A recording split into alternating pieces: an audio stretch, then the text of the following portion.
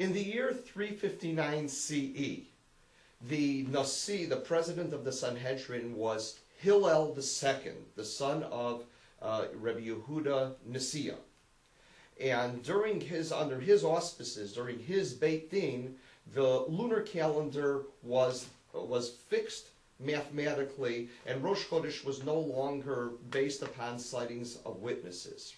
Now, we've learned on a number of occasions that the time passage between one new moon and another new moon, from Moled to Moled, is what's Kaftet Yom Yud Bet Sha'ot Tafsag Chalakim, which is 29 days, 12 hours, and 793 parts of an hour, there being 1,080 parts in every hour.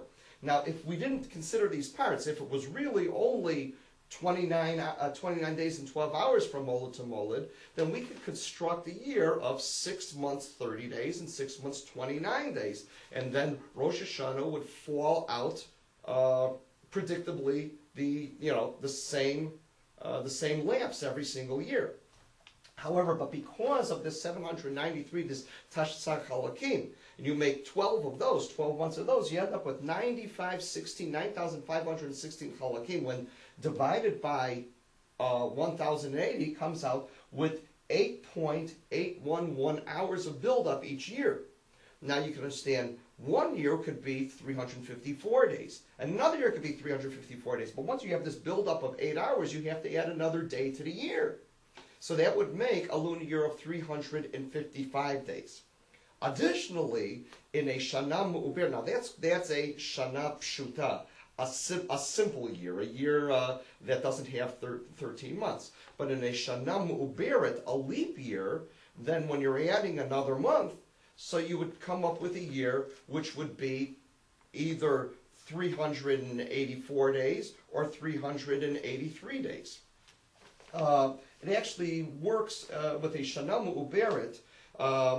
You have 383 days, 21 hours, and 589 chalakim, which is like a little bit shy of a full day. 21 hours and 589 chalakim is shy. So if you have a few leap years, you would need to have, if you're going to have 7 leap years in a 19-year cycle, you're going to have at some point a leap year which makes up for that shyness of time. So you'd have to have a leap year of 383 days. In other words, bringing it down from the norm from 384 to 383. Whereas in a Shana Pshuta, where you accumulate the 8 hours over a number of years, you would have a normal 354, and then every once in a while, a 355. Now we're going to talk about the concept of dechiyot, the deferrals. These are exceptions to the general rule that the day of Rosh Hashanah, the beginning of the year, is the day which occurs Yom HaMolad Shel Tishrei. The new moon of Tishrei is generally, according to the general rule, is the first day of Tishrei, is the day of Rosh Hashanah. We are now going to discuss situations or rules that force us to push the first day of Tishrei off of the day of the Moled. The first dechiyah that we'll discuss, the first deferral or exception, is known as Lo Adu Rosh. Adu is Aleph, Daled, Vav, designating the day of the week.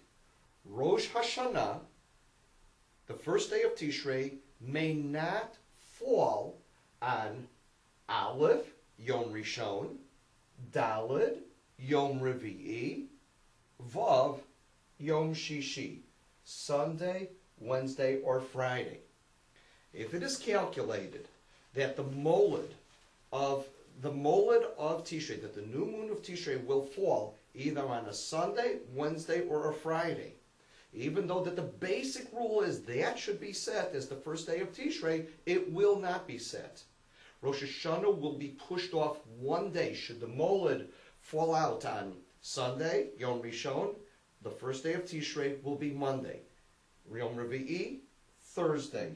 Yom Shishi, Shabbat. there is an argument between the Rambam, Rav Moshe Bar Maimon, and the Ravad, Rav Abraham ben David, was his main, we say, Bar Plukta, the one who would, his main opponent through the Hasagot Haravid in the Mishnah Torah, argue as to what is the reason of Lo Adu Rosh. In Hilchot Kiddush HaChodesh, in the Mishnah Torah, the laws of the sanctification of the new moon, Perek Zayin Halacha Zayin, chapter 7, law 7, the Rambam says that the reason why we do this Dechiyah is because the molid is the molid that we use, the Kaftet Yudbet Tashtzag, is an average. It's not the actual. And that we are making an attempt. We want some type of mechanism to bring together the Rosh Hashanah so that it should actually fall closer to the real molid. He says, so therefore we alternate not Sunday but Monday or Tuesday, not Wednesday but Thursday, not Friday but Shabbat. He says, because you have to understand that all of our calculations are based upon an average Kaftet Yudbet Tashtzar 2912 793, and that's an average. And by alternating the days, we can actually get Rosh Hashanah closer to being observed to the actual molid. The Ravad says that is not the case at all. That's not the reason for Lo Adu Rosh. The reason of Lo Adu Rosh, according to the Ravad, is not because of averages that the Rambam says. Rather, says the Ravad, is because if Rosh Hashanah falls out on Wednesday, on Yom Revi'i, or Yom Shishi, then Yom Kippurim will fall out either on Friday or Sunday. If Rosh Hashanah falls out on Wednesday, then Yom Kippurim is going to come out on Friday, which is right before Shabbat. And if Rosh Hashanah falls out on Friday, on Yom Shishi, Yom Kippurim will fall out on Sunday right after Shabbat. So what's the problem with that? Because if Yom Kippurim falls out on Friday, there is no time to prepare or to cook for Shabbat, because Yom Kippurim is asur b'mlacha, is prohibited from work just like Shabbat. And if Yom Kippurim falls out on Sunday, that also poses a problem for somebody who died either right before Shabbat or on Shabbat, cannot get buried immediately. According to halacha, you're supposed to try and bury a person as soon as possible. Now, you can't bury a person either on Shabbat or Yom Kippurim. So if Yom Kippur falls out on Sunday, you can't bury somebody until Monday, which posed a problem to Chazal. And if Yom Kippurim fell out on Friday, you can't prepare for Shabbat, which is also a problem. And therefore, Chazal wanted to take steps not to have Rosh Hashanah fall out on Yom Revi'i or Yom Shishi. In addition, there is a ritual on the holiday of Hoshana Rabbah, which is the 7th day of the holiday of Sukkot, which entails in the Beit HaMikdash all types of rituals of carrying these aravot, and part of it was, I guess, cutting down the aravot, something which does not, which you cannot do on Shabbat.